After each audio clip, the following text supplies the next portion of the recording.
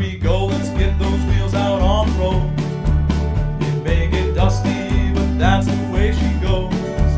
We'll build some greasy old cars and drink our AGD. Hey, don't you know, it's partly built.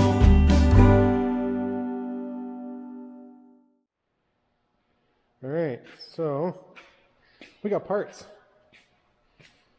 So I believe I can get started on brakes and hubs. And are you going to start figuring out the cooling system? Yeah, I'll probably be dicking around with everything at the front. Quit making so much noise, Kyle. Hey, I got work to do. Fuck you. Alright. Well, let's lift it a little bit and get started, I guess. Indeed. I got one brake back together. Hubs in. All nice, all pretty. I'll go ahead and do the other side. Alright, the rear brakes are installed. I just need to tee the lines together and run them to the front through the body here. And then the back brakes will be done except for bleeding and tying into the new master cylinder whenever we get it. What are you working on, Josh? Still the air down. Still the air down. What are you doing up here? Ah, filling the top half. And then you're gonna do the rad mounts right away? So I think we just gotta do cups at the bottom, don't we? Just standoffs with a cup? Nice. Hey, well, I might continue on at the back there and see what I can do with these steel brake lines, tying them together. Alright, so I'm kind of at a standstill on the brakes till I lower it down, and Josh is working at the front, so I mounted the kill switch. Battery disconnect. Just that easy. And I'm figuring out power cable, and I'll go ground cable from the battery to here. Oop. Ground cable from the battery to here. And then we'll go from there to a ground stud. And then we'll run all the grounds to the heavy grounds to that ground stud. And the chassis will be grounded and everything then, so shouldn't be an issue. We run nice heavy cables and then we don't have voltage issues. Alright, so Josh is just finishing up this plate here and starting to figure out the rad mounting at the front here. And I'm kind of inside the machine. Now that we got it down a little farther, I had Josh weld me 2 studs to hang P-clamps. I started figuring out my battery cable to the starter. I'm going to start working on mounting that cooling and possibly get back to working on brakes. I need to tee these 2 rear lines together, run a single line along here, down, and then along the framing all the way to the front. But we got the negative stud welded in, so that's good to go. This will go here. We'll have one ground to the engine transmission assembly. And whatever grounds we need to add to right there, we'll do. So I'll have to replace this wire over to the positive on the battery as well. And then the main battery wiring should be good enough for now. I'll also have to run a main power all the way to the front with these heavy cables to power all the dash and signal lights and whatnot, and run some wires to the back again for rear lighting. I gotta run wiring to the front for the fan. Wherever we mount the fuel pump, I gotta run that wiring yet, but trying not to get ahead of myself here. I know I have 2 coolant lines, 1 brake line, 2 fuel lines, and 2 tranny cooler lines to run all through that tunnel. And it's kind of gonna be determined by the coolant tubes getting in there first, and then I can figure out where the pump goes and where we're going to put everything else. So we're getting there.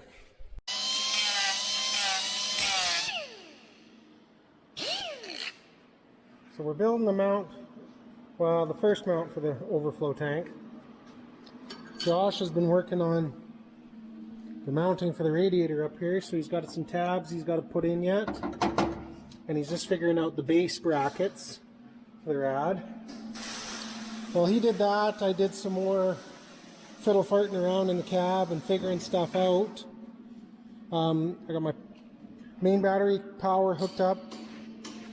I got the cable going over to the fuse box made. I did a lot of drawing, very poor drawing, but just so I could keep things straight in my mind, what I had to do for the transmission lines, the fuel lines, and then all the fittings for that. And then I got a rough idea what I need to do the rear brakes, so I added the fittings I need for that to the list. So now hopefully that's all I need for the fuel, transmission, and brake lines, but I guess we'll find out when we get there. But so he's getting this built up for me. I'm going to finish modifying it. We'll get it tacked into here, and then I can figure out the bracket for the other end of the overflow tank. Right? Right. Well, we have a mounted, semi-mounted rod. Everything's just tacked in, but it's not going to move. So we still got a little bit of structure to do on this plate in here. It's got a little wow in the middle, and we got to probably put a little reinforcement on the end of it so it doesn't sit there and bounce. But now we got to figure out where we're running coolant lines, transmission lines, and the overflow line, which shouldn't actually be that tough to figure out because we can probably come over and down under here somewhere. We just don't want to run the coolant lines in the cab, and we just got to make sure we clear wheels when we do it. Alright, so we didn't film a whole bunch on Friday, but it's Monday and we both have the day off, so what are we doing here? What's the plan? What are we looking at? We're going to do some rebuilding of this piece. I don't know why we'd have to rebuild it. It's not. It's pretty good. It's in pristine condition. It's not rotted through at all. Weight savings. So what is the plan? How are we doing this? It's going to build it out of a piece of square tubing, and it's also going to be the second purpose of a coolant line. Because we have to get the coolant pipes up to here and then up into the front somehow. And there's not a whole lot of room. So if we replace this with a chunk of square tubing that's blocked off in the center so we have hot and cold out separate sides, then I think we're going to run it up in the inner fender. Yep. Like, even if we have to oval the tube, we'll run it up the inner fender, away from the wheel, through the fender, and then to the rad. Because we have exhaust pipe, and we have 2-inch square tubing, so It'll be a thing of beauty. So once we get the coolant pipes figured, we can start figuring out the rest of the stuff. I ordered a whole bunch of fittings for tranny cooler lines, for fuel lines, for brake lines, and I ordered the steering pieces we needed, so I guess we'll get started on cutting and hacking and then measuring and welding. Alright, so we started cutting a bunch of this out, and it actually looks like there's some decent steel left in here once you get all this rusted outer layer off. He's got a few spot welds to cut and a little more cutting and grinding, but it's getting close. So we've pretty much got most of what we need cut out of here.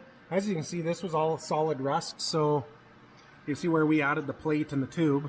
So I think we'll tie into that across here. He's got a little more work to do over here, and then we'll tie it into this tube as well. I got the line lock up in place. This beautiful conglomeration that you can't see of brake line is tying the new rear brake line into the master because I don't have the proper flare adapter to do bubble flare, so this will work. It'll stop it.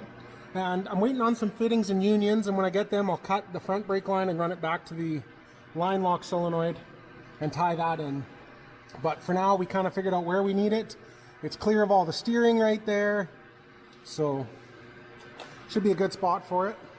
So we'll get a little more cut out of here and we'll start building our tubing here.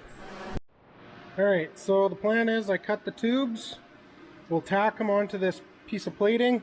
I'll cut the plate fairly close to the right size.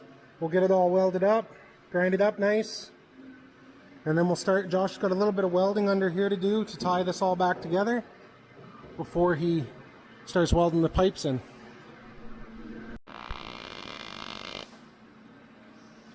Alright, so we got a plug in between them. He's just finishing up the welds here.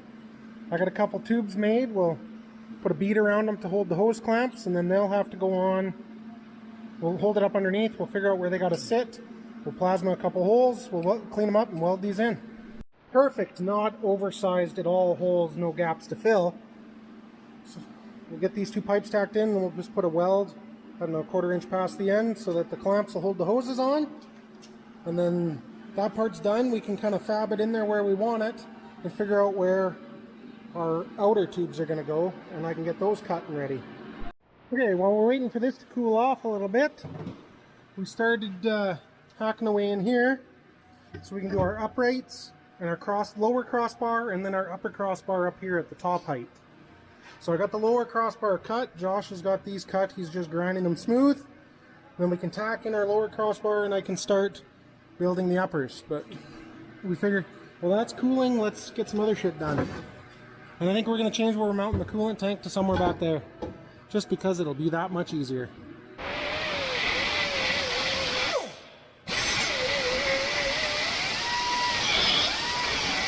Alright, so we haven't filmed anything for like 3 hours. But he's got the gussets in, welded, the uprights in and welded. This is a chunk of a rad support from a 89 F-150. That's in there, because that gives us a nice lip. It's nice and light, it's boxed in. I got pieces of swing set, because like a good native, we use all the pieces of the Buffalo here. We've got a piece of swing set to fit in right here, across the top of the strut tower. And then that will enable us to make the top plate for our engine compartment. We'll end up putting another one across the back or something across the back, but I got 2 pieces of this, one for each side. We can plate in these sides here, we can build our inner fenders, we can plate in the bottom. We're starting to make some good progress, but I think it's time for a break. Well, we ran out of gas for the MIG welder, so Josh is a glutton for punishment. So now we're on to arc welding the thin pieces of tin. But we basically got the outline of the railings made here, so we can put the plate on top, and then we'll probably have a hinged section to get to like the oil dipstick and the oil fill. That way we don't have to take the whole plate off every time, but I think we'll be able to scavenge some hinge from an old piano or something. Hood. Oh, yeah, hood hinges. That's the way we'll do it. Well, after that exercise in futility, I think we're gonna. Yeah, I think we're gonna call it a day. We actually got a lot done. Like we got this piece, 75%, 50%, I don't know, percentages done. We gotta put it in there, figure out what we're doing for the outlets, get those fabbed on, get the ends plugged up, then we can weld it in, then we can put the coolant tubes underneath it. But now that we have this all framed in, we can fill these bottoms in next with plate, because we'll weld in the bottom chunks, and then this will probably be a removable section. Just bolt it in for now or something, because we want to be able to get to the front of the engine if we have to. And then once I get these plates welded in, I can take the brake line through, all the wiring through, the cab that I need to get up to the front. I got some of the wiring figured out. We tested some of it last time. So this I'm excited about. It makes me feel like we got something done today anyway. It definitely looks somewhat like we were envisioning. So the wheel spacers should hopefully be here by next weekend, but we'll see. I got a whole bunch of parts coming. I think most of it's 2 weeks away, but I think the plan is next weekend again. Actually, no. No. Okay. 2 weeks. Not here next weekend. 2 weeks. We'll take a weekend off. Catch you next time.